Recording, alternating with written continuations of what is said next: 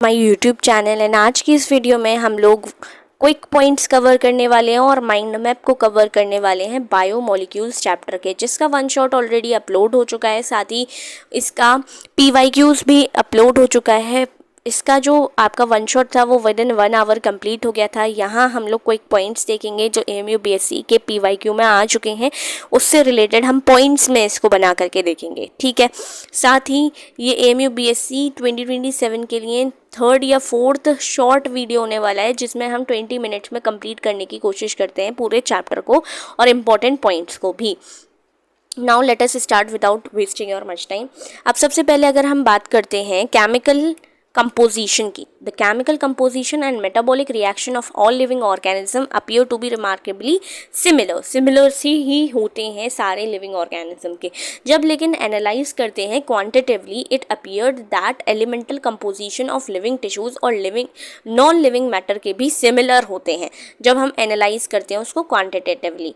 A close examination reveals that relative abundance of carbon, hydrogen, oxygen organisms as compared to non-living matter। साथ ही जो इसका जो composition वाली table है वो अच्छे से याद करके जाना, बिकॉज क्वेश्चन इससे आता है। क्वेश्चन ये भी आता है कि वाटर जो है मोस्ट अबंडेंट क्या है, केमिकल है लिविंग ऑर्गेनिज्म के अंदर, सब्सटेंस नहीं है, केमिकल है।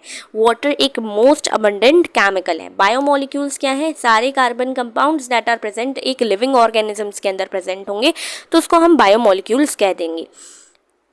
Next, some of the organic compound जो आप लिविंग ऑर्गेनिजम्स में देखते हो वो है amino acid, monosaccharide, disaccharide, sugars, fatty acid, glycerol, nucleotides, nucleosides and nitrogenous bases. Bio macro molecule की बात करते हैं, बड़े वाले मॉलिक्यूल्स। पॉलीमर्स होते हैं किन किन चीज़ों के, जैसे कि protein, nucleic acid and polysaccharides. अब क्वेश्चन इससे भी आया हुआ है, क्वेश्चन आपका नीट में भी आया हुआ है और BSc में भी आ चुका है। 2026 रीसेंट ही क्वेश्चन है ये। Lipids are found in acid insoluble fraction. कौन से फ्रैक्शन में होते हैं, इनसॉल्यूबल में होते हैं। इनसॉल्यूबल में क्यों होते हैं, मैंने आप लोगों को बताया भी था जब मैंने लेक्चर कवर किया था कि इनसॉल्यूबल में इसलिए होते हैं वेसिकल्स की फॉर्मेशन कर लेते हैं, है ना। लेकिन ये स्ट्रिक्टली बायो मैक्रो मॉलिक्यूल्स नहीं होते, ये स्टेटमेंट आपका पूछा जा सकता है। उसके बाद लिविंग ऑर्गेनिजम्स प्रोड्यूस करते हैं थाउजेंड्स ऑफ ऑर्गेनिक कंपाउंड, जिनको हम प्राइमरी मेटाबोलाइट के नाम से जानते हैं, जो कि प्राइमरी मेटाबॉलिक प्रोसेसेस से बनेंगे, ठीक है। बहुत से ऐसे लिविंग ऑर्गेनिजम्स हैं जो सिंथेसाइज करते हैं large number of organic compounds, उनको हम सेकेंडरी मेटाबोलाइट्स कहते हैं, जो कि प्राइमरी मेटाबोलाइजेशन में आपकी ज़रूरत नहीं रखते हैं। कार्बोहाइड्रेट्स, अब ये जो सेकेंडरी मेटाबोलाइट्स वाली टेबल आपकी दे रखी है उससे क्वेश्चन 110% आई एम श्योर उससे क्वेश्चन आएगा। Carbohydrates are mainly compounds of carbon, hydrogen and oxygen से मिलकर ही बने हुए होते हैं। अगर हम बात करते हैं मोनोसेकेराइड्स की अगर हम बात करते हैं तो मोनोसेकेराइड्स सिंपल शुगर्स होते हैं जो कि फर्दर हाइड्रोलाइज नहीं हो सकते अपने स्मॉलर सब यूनिट्स में। ग्लाइकोसिडिक बॉन्ड्स किसके दो बीच का बॉन्ड है, ये याद रखना ज़रूरी है। कब बनता है, जब एल्डिहाइड या कीटोनिक ग्रुप एक मोनोसेकेराइड का और दूसरे का एल्कोहलिक ग्रुप क्या करता है, बॉन्ड कर जाता है, उसको ग्लाइकोसिडिक बॉन्ड कहा जाता है। मोनोसेकेराइड्स जो कि डिराइव हुए हैं मोनोसेकेराइड से, ओलिगोसेकेराइड से, और पॉलीसेकेराइड्स आर कार्बोहाइड्रेट्स, ये सब कार्बोहाइड्रेट्स ही हैं। पॉलीसेकेराइड्स किन के कंपोनेंट्स ऑफ सेल वॉल में पाए जाते हैं, जैसे कि प्लांट के, फंजाई के, एक्सोस्केलेटन ऑफ आर्थ्रोपोड्स के। उसके बाद if I talk about the polysaccharides, क्या करते हैं, एनर्जी को स्टोर करके रखते हैं। अब कैसे, प्लांट के अंदर स्टार्च के फॉर्म में और हमारे अंदर ह्यूमन बॉडी के अंदर ग्लाइकोजन के फॉर्म में। अमाइनो एसिड्स क्या हैं, ऑर्गेनिक कंपाउंड्स हैं जिनके पास अमाइनो ग्रुप होगा, साथ ही कार्बोक्सिलिक ग्रुप होगा सेम कार्बन पे, तो उसको हम अमाइनो एसिड कह देंगे, ठीक है। उसके बाद एसेंशियल अमाइनो एसिड्स वो होते हैं जो हमारी बॉडी में सिंथेसाइज नहीं हो सकते एंड उनको हमें अपटेक करना पड़ता है through our diet. Whereas non essential वो वाले हो जाएंगे जो सिंथेसाइज होंगे हमारी बॉडी में और हमें ज़रूरत नहीं पड़ेगी बाहर से लेने की। प्रोटीन्स आर चेन्स और polymers of amino acids. Amino acids जब लिंक करते हैं एक दूसरे से पेप्टाइड बॉन्ड के थ्रू, तब हमारे प्रोटीन बन जाते हैं, which is bond that is formed between the carboxylic group of one amino acid and the amino group of the another amino acid. ये याद रखना है कौन से में लिंकेज होती है। मैनी ऑफ द प्रोटीन्स जो होते हैं एंजाइम्स होते हैं, सम एंटीबॉडीज होती हैं, रिसेप्टर, हार्मोन, स्ट्रक्चरल प्रोटीन्स भी होते हैं। अब यहाँ से जो क्वेश्चन आता है वो ये है, कोलाजन जो है मोस्ट अबंडेंट प्रोटीन है पूरे एनिमल वर्ल्ड में, लेकिन रुबिस्को होल बायोस्फीयर में है। याद रखने वाली बात है, इससे क्वेश्चन आता है। अब लिपिड्स क्या है? Are all made of carbon, hydrogen and little bit of oxygen. और कैसे होते हैं? वाटर इनसॉल्युबल होते हैं। Saturated fatty acids are the one, जो फैटी एसिड्स जिनके पास सिंगल बॉन्ड्स हो उसको हम सैचुरेटेड फैटी एसिड कहेंगे। हम इस पॉइंट पे थे बेसिकली। लिपिड्स जो होते हैं वाटर इनसॉल्युबल होते हैं लेकिन डिसॉल्व हो जाते हैं ऑर्गेनिक सॉल्वेंट्स के अंदर। क्वेश्चन क्या आता है कि कैसे होते हैं? 100% क्वेश्चन बनने के चांसेस रहते हैं इस तरीके के क्वेश्चन में। लिपिड्स जो होते हैं वाटर इनसॉल्युबल होते हैं, ठीक है। अनसैचुरेटेड फैटी एसिड्स कौन से हो जाएंगे? जिनके पास एक से ज़्यादा डबल बॉन्ड्स पाए जाते हैं। Nucleic acids are polymers of nucleotides and serve करते हैं एज जेनेटिक मटेरियल। मेटाबॉलिज्म क्या है? Sum total of biochemical reactions हैं जो हमारी बॉडी में हो रहे हैं। एंजाइम्स क्या होते हैं? जनरली लिखा है, जनरली प्रोटीन होते हैं। Almost all enzymes are proteins, लेकिन कुछ एक्सेप्शंस भी हैं that catalyze biochemical reaction in the cells. Nucleic acids with catalytic power, उनको राइबोजाइम्स बोला जाता है, जिनको एंजाइम ही बोला जाता है। जो हमारे राइबोजाइम्स हैं ये एक तरीके के एंजाइम है लेकिन प्रोटीनिशियस नहीं है नेचर में, क्योंकि ये न्यूक्लिक एसिड से बने हैं। Enzyme are substrate specific, require optimum temperature and pH for maximal activity. Active site is the site on the enzyme जहां पर सबस्ट्रेट आकर के क्या करेगा? बाइंड कर जाएगा। सबस्ट्रेट आकर के जहां पर बाइंड कर जाए उसको हम एक्टिव साइट कहते हैं। अब सबस्ट्रेट क्या होता है? सबसे बड़ी बात, सबस्ट्रेट वो केमिकल है जिसमें एंजाइम जो आएगा एक्ट करेगा और उसको कन्वर्ट कर देगा प्रोडक्ट में। अब माइकेलिस कांस्टेंट रेफर्स टू Km, जो कि refers to the substrate concentration at which reaction reaches half of its maximum velocity, के आधे पे पहुंच जाएगा, उस स्टेट को रेफर कर दिया जाता है Km। जब हाई टेम्परेचर होगा तो एंजाइम क्या हो जाएंगे? डीनेचर हो जाएंगे, और अगर लो टेम्परेचर पर है तो डीएक्टिवेट हो जाएंगे। और हाई टेम्परेचर पर डीनेचर का मतलब हो गया कि खराब ही हो जाएंगे। तो ये क्वेश्चन बनता है, enzyme accelerate the rate of biochemical reactions bye lowering the activation energy. ये क्वेश्चन PYQ का है, BSc का। Activation energy is the amount of energy needed to start a reaction. Many enzymes exhibit the catalytic activity only in association with certain non-proteinaceous substances, जिनको हम cofactor कहते हैं। Question आता है कि जो नॉन प्रोटीनेशियस वाले सबस्ट्रेट हैं, सब्सटेंसेस हैं, वो कौन से होते हैं? कोफैक्टर कहलाते हैं, ठीक है। उसके बाद अगर हम प्रोस्थेटिक ग्रुप की बात करते हैं, ये इंक्लूड करते हैं ऑर्गेनिक कोफैक्टर्स जो कि टाइटली बाउंडेड होते हैं किससे? एपो एंजाइम से। और एपो एंजाइम जो होते हैं वो कैसे होते हैं? प्रोटीनिशियस होते हैं। नॉन प्रोटीनिशियस कोफैक्टर होता है। और याद रखोगे जो प्रोस्थेटिक ग्रुप है वो टाइटली बाउंड होता है, ये भी क्वेश्चन में आता है।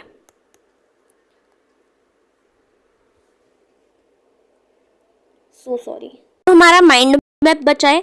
ऑल द कार्बन कंपाउंड्स जो हम लिविंग टिश्यूज से ऑब्टेन करते हैं वो सब बायोमोलिक्यूल्स हैं। बायोमोलिक्यूल्स का केमिकल एनालिसिस होता है और एलिमेंटल ट्राइक्लोरोएसिटिक एसिड का फॉर्मूला वो लोग पूछते हैं।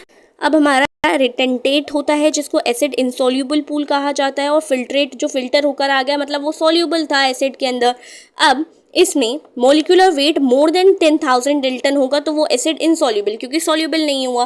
फिल्ट्रेट की बात करते हैं तो 18 से 800 डेल्टन होता है। रिटेंटेड यानी कि एसिड इनसॉल्यूबल में पाए जाते हैं macromolecules, that is polysaccharide protein, nucleic acid और लिपिड्स, जो कि एक्सेप्शन है, मैंने बताया वेसिकल्स का फॉर्मेशन कर लेते हैं जिसकी वजह से इकट्ठे एक उसमें ये इनसॉल्यूबल बन जाते हैं। और पॉलीसेकेराइड सिंपल शुगर से बनता है, amino acid proteins amino acid से, और न्यूक्लिक एसिड न्यूक्लियोटाइड से, और यही सब माइक्रोमोलिक्यूल्स होते हैं, ठीक है। प्राइमरी मेटाबोलाइट्स प्ले करते हैं known role in physiological processes, while जो सेकेंडरी मेटाबोलाइट्स का रोल है इन होस्ट नोन नहीं है अभी। एलिमेंटल केमिकल एनालिसिस की बात करते हैं तो सारे ही एलिमेंट्स जो आपके प्रेजेंट है सैंपल ऑफ अर्थ क्रस्ट में वो भी प्रेजेंट होते हैं किसमें, लिविंग टिश्यूज के अंदर। रिलेटिव अबंडेंस कार्बन और हाइड्रोजन की जो है अदर एलिमेंट्स के रिस्पेक्ट में हायर होती है लिविंग ऑर्गेनिज्म के अंदर देन द अर्थ क्रस्ट। ये भी क्वेश्चन आपसे पूछा जा सकता है। अब देखो मैंने आप लोगों को बताया बायोमोलिक्यूल्स के बारे में। बायोमोलिक्यूल्स में सबसे पहले मैं पढ़ूंगी प्रोटीन्स के बारे में, ठीक है। पॉलीमर ऑफ अमाइनो एसिड को ही क्या कहते हैं, प्रोटीन कहते हैं। सब्स्टिट्यूटेड मीथेन के नाम से भी जानते हैं। एसिडिक वाला कौन सा है, ग्लूटामिक एसिड। बेसिक वाला कौन सा है, लाइसिन। न्यूट्रल वाला कौन सा है, वलीन। एरोमेटिक कौन सा है, टायरोसिन। इससे एक ना एक क्वेश्चन जरूर आएगा। इससे ये इंफॉर्मेशन एक पेज पे लिख के रख लो, पक्का इससे क्वेश्चन आएगा। फिर आर ग्रुप में अगर आर ग्रुप कुछ भी हो सकता है, यानी कि इस कार्बन पे लगा चौथा ग्रुप कुछ भी हो सकता है, तो वो क्या क्या हो सकता है। अगर हाइड्रोजन है तो क्या कहलाएगा, ग्लाइसिन कहलाएगा। यही सिंपलेस्ट होता है, ये भी क्वेश्चन आता है सिंपलेस्ट कौन सा होता है, ग्लाइसिन होता है। फिर एलेनिन में CH3 मिथेन ग्रुप लगा हुआ होगा, और अगर एल्कोहलिक ग्रुप मिथेनॉलिक ग्रुप लगा हुआ है तो वो सेरीन हो जाएगा, ठीक है। उसके बाद ये चीज़ हम कवर कर चुके हैं कि कोलाजन मोस्ट अबंडेंट होता है एनिमल्स में, रुबिस्को मोस्ट अबंडेंट होता है होल बायोस्फीयर में। उसके बाद इस तरीके का एक अमाइनो एसिड दिखता है। देखो कार्बोक्सिलिक ग्रुप लगा हुआ है, अमाइनो ग्रुप लगा हुआ है, हाइड्रोजन ग्रुप लगा रहता है, और आर ग्रुप वेरिएबल हो सकता है। यहाँ पे H भी लग सकता है, OH भी लग सकता है, या मिथेन ग्रुप भी लग सकता है। नाम अलग अलग होते चले जाएंगे। इसको ज्विटर आयनिक स्ट्रक्चर क्यों कह रहे हैं, क्योंकि प्लस और माइनस यानी कि एसिडिक और बेसिक ग्रुप दोनों ही जुड़े हुए हैं, तो ज्विटर आयन के फॉर्म में जुड़े हुए हैं, इस वजह से आयनिक ग्रुप कहलाया जाएगा। अब प्राइमरी हो सकते हैं, सेकेंडरी हो सकते हैं, और tertiary and quaternary. Primary positional information देने वाले को कहेंगे, सेकेंडरी बीटा और अल्फा वाले यहाँ आ जाते हैं, टर्शरी में मायोग्लोबिन आता है, क्वाटरनरी में एग्जाम्पल ह्यूमन हीमोग्लोबिन का आता है। 2 अल्फा सब यूनिट्स होती हैं, 2 बीटा सब यूनिट्स होती हैं अडल्ट के अंदर। अब एक बात मैं बता दूँ, इससे 100% क्वेश्चन आएगा, इससे 100% क्वेश्चन आएगा, इसके बारे में पूछ लिया जाएगा। ये इंपॉर्टेंट है, बहुत ज़्यादा इंपॉर्टेंट है। एग्जाम्पल्स पूछ लेंगे, कुछ भी पूछा जा सकता है तुमसे। उसके बाद आ जाओ लिपिड्स पे। लिपिड्स को हमने जैसे भी पढ़ा था कि ये वाटर इनसॉल्यूबल होते हैं नेचर में, वाटर इनसॉल्यूबल होते हैं नेचर में। सिंपल हो सकते हैं, कॉन्जुगेटेड हो सकते हैं। अब जो सिंपल वाले हैं, RCOOH ग्रुप लगा हुआ है, where R can be whichever group, where is conjugated में फोस्फोलिपिड आते हैं। ये क्वेश्चन आता है, कॉन्जुगेटेड होता है फोस्फोलिपिड। लेसिथिन आएगा इसके अंदर, lecithin is a type of phospholipid, ये भी क्वेश्चन पूछते हैं। कोलेस्ट्रॉल आ जाएगा। अब सिंपल में सेचुरेटेड हो सकता है, जिसमें क्वेश्चन ये भी पूछा जाता है कि पाल्मेटिक एसिड कैसा है, सेचुरेटेड है कि अनसेचुरेटेड, सेचुरेटेड है। और including the carboxylic group total कितने बॉन्ड्स पाए जाते हैं, टोटल 16। अनसेचुरेटेड अरेकिडोनिक एसिड आ जाएगा। अब एक क्वेश्चन ये आता है, ट्राइग्लिसराइड्स का फॉर्मूला पूछा जाता है कि कितने फैटी एसिड्स और कितने ग्लिसरॉल से मिलके बना है। 3 फैटी एसिड से और 1 ग्लिसरॉल से बना है। Important question. तो फैट्स एंड ऑयल्स में डिस्ट्रीब्यूटेड होता है। ईस्टर्स ऑफ फैटी एसिड और ग्लिसरॉल को मिला देते हैं तो बन जाता है आपका फैटी एसिड। उसके बाद न्यूक्लिक एसिड्स की बात करते हैं तो पॉलीमर ऑफ न्यूक्लियोटाइड ही बोलोगे इसको। RNA एंड DNA जो हैं जेनेटिक मटेरियल की तरह काम करते हैं। अब न्यूक्लियोटाइड्स में शुगर न्यूक्लियोसाइड, शुगर के साथ अगर जुड़ा हुआ है तो न्यूक्लियोसाइड कहेगा। प्यूरिन और प्रिडमीन्स की बात करते हैं तो AgCT, ये आपके आते हैं प्यूरिन एंड पिरामिडीन्स में। और अगर फोस्फेट ग्रुप जुड़ जाता है न्यूक्लियोटाइड बन जाता है। वॉटसन क्रिक मॉडल, 2 स्ट्रैंड्स होते हैं जो कि एंटी पैरेलल होते हैं। A T के साथ डबल बॉन्ड बनाता है और G C के साथ ट्रिपल बॉन्ड बनाता है। एक टर्न में 10-20 पेयर्स होते हैं। एक कंप्लीट टर्न में 34 एंगस्ट्रॉम डिस्टेंस कवर होता है। राइज पर बेस पेयर कितना हो जाता है, 3.4 एंगस्ट्रॉम। पॉलीसेकेराइड की बात करते हैं तो हमारा होमोपॉलीसेकेराइड होता है और हेटेरोपॉलीसेकेराइड होता है। होमोपॉलीसेकेराइड में कौन कौन आएगा, glycogen, starch, cellulose, glucose monomer से जो बना है, काइटिन एक्सोस्केलेटन ऑफ आर्थ्रोपोड्स जो बनाता है, और हेटेरोपॉलीसेकेराइड्स भी आते हैं। क्वेश्चन क्या पूछते हैं, होमोपॉलीसेकेराइड इनमें से कौन सा है, तो ये तीनों चारों एग्जाम्पल लिखे होंगे, आपको बताना रहेगा। अब एंजाइम एक बड़ा यूनिट है, तो एंजाइम को अगर हम पढ़ते हैं तो यहाँ से स्टार्ट करते हैं, ठीक है। ये भी पूछ लेते हैं मोनोसेकेराइड के एग्जाम्पल, ग्लूकोज एंड फ्रक्टोज, ठीक है। होलो एंजाइम में क्या आता है, एपो एंजाइम, कोफैक्टर, इन दोनों को मिलाते हैं, यानी कि प्रोटीनीशियस को और नॉन प्रोटीनीशियस को मिला करके होलो एंजाइम बनता है। क्वेश्चन पूछते हैं फॉर्मूले से। अब एंजाइम और सबस्ट्रेट अगर ऐड कर दिया जाए तो एंजाइम सबस्ट्रेट बनेगा, जिसकी हेल्प से एंजाइम प्रोडक्ट बन जाएगा और एंजाइम जैसा था वैसा ही निकल जाएगा। एंजाइम अनऑल्टर्ड रहता है, उसमें कोई डिफरेंस नहीं आता, जैसा आया था वैसा ही प्रोडक्ट के साथ निकल जाएगा। एंजाइम क्या करते हैं, एक्टिवेशन एनर्जी को लोअर करते हैं। ऑलमोस्ट सारे एंजाइम्स जो हैं प्रोटीनेशियस हैं, किसे छोड़ के, राइबोसोम्स, क्योंकि ये न्यूक्लिक एसिड से बने हैं। अब कोफैक्टर्स के अंदर आते हैं प्रोस्टैटिक ग्रुप। प्रोस्टैटिक ग्रुप कौन सा था, टाइटली बाउंड वाला था, है ना। इसमें कौन सा एग्जाम्पल आता है, हीम पेरोक्सीडेज कैटालेज का एग्जाम्पल आता है, जो क्वेश्चन में पूछा जाता है। ठीक है, क्वेश्चन में ये भी पूछा जाता है कोएंजाइम जो लूजली बाउंड हो, जिसका एग्जाम्पल NADP है, जो कंटेन करता हो नियासिन, और मेटल आयंस भी आता है। और जिंक वाला जो एग्जाम्पल है, जो इसमें नहीं दे रखा, वो आपको याद करके जाना है। ठीक है, एक बार NCERT से देख लेना। अब फैक्टर्स जो आपके अफेक्ट करते हैं एंजाइम की एक्टिविटी को, कौन कौन से हैं, टेम्परेचर, pH, जिसका आपको ग्राफ याद रखना है। इनहिबिटर होता है जो इनहिबिशन करवाता है, इसका एग्जाम्पल ये बहुत इंपॉर्टेंट है, याद रखना है इसको। इनहिबिशन ऑफ सक्सिनिक डिहाइड्रोजनेज किसके थ्रू, मेलानेट के थ्रू, और नॉन कॉम्पिटिटिव भी होता है। और सबस्ट्रेट कंसंट्रेशन की वजह से भी क्या होता है, अफेक्ट हो जाती है एक्टिविटी। देखो Vmax/2 पर Km अचीव हो जा रहा है, और इस तरीके का हमारा ग्राफ है, ग्राफ भी हमको याद रखना है। अब एंजाइम्स को हम क्लासिफाई कर सकते हैं एंड उसको नॉमेनक्लेचर दे सकते हैं। तो 6 क्लासेस हैं टोटल, जिसकी सब क्लासेस 4 से 13 हो सकती हैं। सबसे पहले हमारा इसमें डिहाइड्रोजनेज आता है, जिसमें एक रिड्यूस हो रहा है और दूसरा ऑक्सीडाइज हो रहा है। उल्टा हो जाएगा इसका, मतलब जो रिड्यूस हो रहा था वो ऑक्सीडाइज हो जाएगा, और जो ऑक्सीडाइज हो रहा था वो रिड्यूस हो जाएगा डिहाइड्रोजनेज एक्टिविटी के थ्रू। ट्रांसफरेजेस क्या होता है, ट्रांसफर कर देता है।